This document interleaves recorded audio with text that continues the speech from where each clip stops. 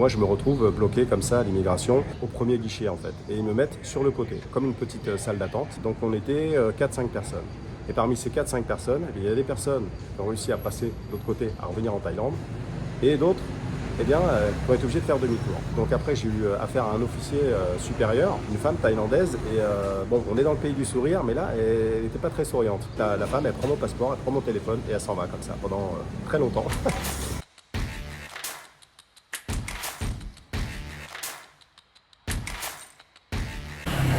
Bonjour et bienvenue. Dans cette vidéo, je vais vous dire pourquoi et après comment en fait j'ai été bloqué à la frontière du Cambodge. Si vous avez regardé ma vidéo précédente, je vous avais dit que j'étais obligé de quitter la Thaïlande à cause d'un petit problème de visa. Donc si vous ne l'avez pas vu, vous y jetez un petit coup d'œil, comme ça vous allez voir pourquoi en fait j'étais obligé de quitter la Thaïlande. Et donc j'avais décidé de partir au Cambodge en fait pour faire un aller-retour et parce qu'il fallait en fait que je quitte la Thaïlande pour refaire un visa parce que j'avais dépassé certains délais. Donc je tiens à préciser que je n'étais pas en overstay, c'est-à-dire que je n'avais pas dépassé le délai dans lequel j'avais droit de rester en Thaïlande, mais j'avais dépassé le délai parce qu'il faut 15 jours avant de déposer un dossier et moi j'étais à 4 jours. Bref, je ne vais pas rentrer dans les détails dans cette vidéo, c'est pas le but. Mais donc j'étais obligé de quitter la Thaïlande. Alors je pouvais prendre un avion, je n'étais pas obligé de rentrer en France. Je pouvais très bien aller, au Laos, au Cambodge, je pouvais très bien aller à Taïwan, je pouvais très bien aller aux Philippines et prendre un avion, faire un aller-retour, passer 2 jours, 4 jours, une semaine. Bref, j'avais pas envie de ça et j'avais envie dans le week-end de me faire un aller-retour. Donc on décide avec ma copine de prendre la voiture et d'aller direction le Cambodge. Donc on part sur le Cambodge et on s'était dit on va passer un week-end là-bas. Dormir une nuit sur place pour ensuite pouvoir revenir. Parce que au Cambodge, vous êtes obligé de passer une nuit et de revenir le lendemain. Ils font vraiment la chasse maintenant au visa run. Rentrer, sortir comme ça, ils n'acceptent pas. Donc, donc nous, voilà, on prend nos affaires, on prend la route, direction le Cambodge. C'est ce que vous avez pu voir dans la vidéo précédente aussi où je vous montre un petit peu et c'est assez marrant d'ailleurs. Et donc une fois qu'on arrive au Cambodge, déjà sur la route je lui dis au fait t'as pris ton passeport? Elle me dit non, j'en ai pas besoin, j'ai ma pièce d'identité pour sortir du pays comme ça, on prend pas l'avion, j'en ai pas besoin, c'est par voie terrestre on va dire. Je dis bon ok. Donc on arrive à la frontière du Cambodge et donc moi vu que j'ai un passeport étranger, je prends une file, je vais même monter à un étage et elle, vu qu'elle est thaï, elle va dans un autre endroit. Donc on se dit on se retrouve de l'autre côté. Sauf que donc moi je suis sorti du pays, voilà, en général pour sortir vous n'avez pas de problème. Donc je suis sorti donc de la Thaïlande pour arriver au Cambodge et elle, ils l'ont pas laissé passer. Ils l'ont pas laissé passer parce qu'elle n'avait pas son passeport. Donc elle reste de l'autre côté et là elle m'appelle. Donc elle me dit ouais je suis bloqué et tout, bon ok. Je dis écoute c'est pas grave, je sors, enfin j'étais sorti quoi, je sors et puis je re-rentre. Donc quand vous êtes au Cambodge, vous avez besoin d'un visa. C'est-à-dire que pour après requitter déjà le Cambodge et venir en Thaïlande, vous êtes obligé de faire un visa.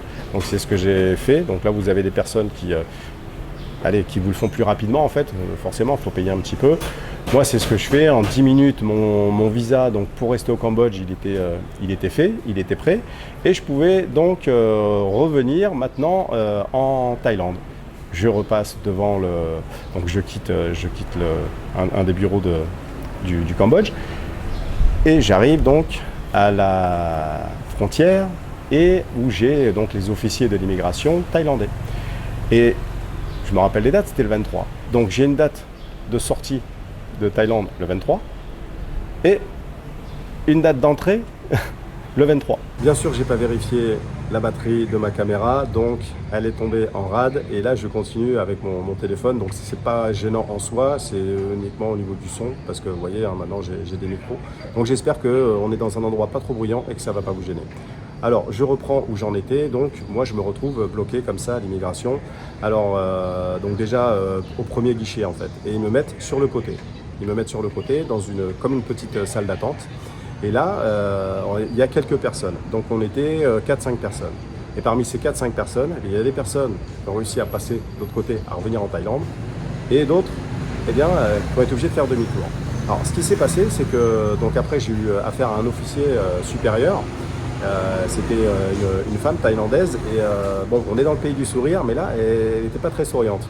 Et donc au début, moi j'étais assez cool, je comprenais pas en fait pourquoi on me laissait pas rentrer. Je me suis dit ça va s'arranger, je fais rien de mal, je suis pas en overstay, c'est la première fois que je quitte le pays comme ça et que je reviens. Enfin, je l'avais fait au mois de décembre, mais enfin voilà, j'avais fait qu'une fois en fait.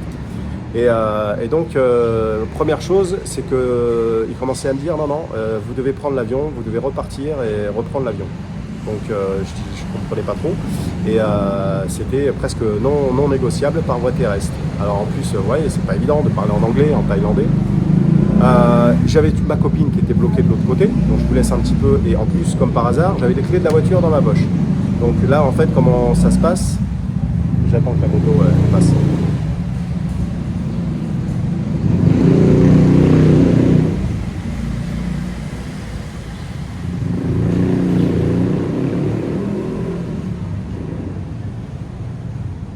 Donc maintenant que la moto est passée, je vais pouvoir reprendre.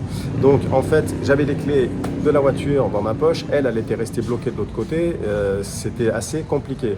Alors là, le cerveau, souvent, il fait assez vite. J'ai réfléchi, je dis bon, j'ai ma carte bleue. S'il faut que je me reprenne un taxi qui m'amène à l'aéroport, que je prenne un avion, que je dorme à l'hôtel, que je revienne le lendemain et tout, c'est peut-être possible. Mais bon, en attendant, je vais un petit peu voir comment je peux m'en sortir. J'ai arrêté la vidéo parce que j'ai un ami néerlandais qui vient de passer avec sa petite copine. Donc voilà, c'est ça qui est sympa ici aussi quand vous habitez dans le coin. Là, je suis dans un petit café pas très loin de chez moi, où je viens de temps en temps également. Et voilà, donc vous voyez peut-être le petit shop derrière, c'est tout simple. Donc là, il n'y a pas de clim, on est à l'extérieur. Et ben, j'adore, je kiffe. Bref, je vais revenir où j'en étais. Donc on était à l'immigration. Et moi j'étais bloqué, mais là je commençais vraiment à me dire c'est mort. Parce que ça rigolait pas du tout. Et il me disait non, vous n'avez pas à rentrer, sortir comme ça, le même jour en plus. Vous prenez un avion et vous passez par la voie aérienne. Donc je lui dis ok, et j'avais mon téléphone, je lui donne mon téléphone, j'appelle ma copine qui elle était derrière, de l'autre côté de la frontière, pour lui dire. Et ce que je fais, c'est que je lui passe carrément l'officier quoi. Donc elle parle en thaï, donc en fait la femme elle prend mon passeport, elle prend mon téléphone et elle s'en va comme ça pendant très longtemps. Et donc j'avais plus moyen de communiquer avec ma copine, j'avais plus rien et je leur explique qu'on devait passer le week-end, donc normalement, et c'était vrai, hein, on devait rentrer, sortir, etc. Mais vu qu'elle n'avait pas son passeport, qu'elle n'avait pas pu passer, on était bloqué. Et heureusement, il se rappelait d'elle, qui lui avait refusé en fait, parce que voilà, il n'y a pas 5000 personnes qui passent par cette route. Donc ils se rappellent d'elle, ils m'ont dit ah oui, c'est une grande brune, etc. Je dis oui, c'est ça. Donc voilà, mais bon, pour l'instant.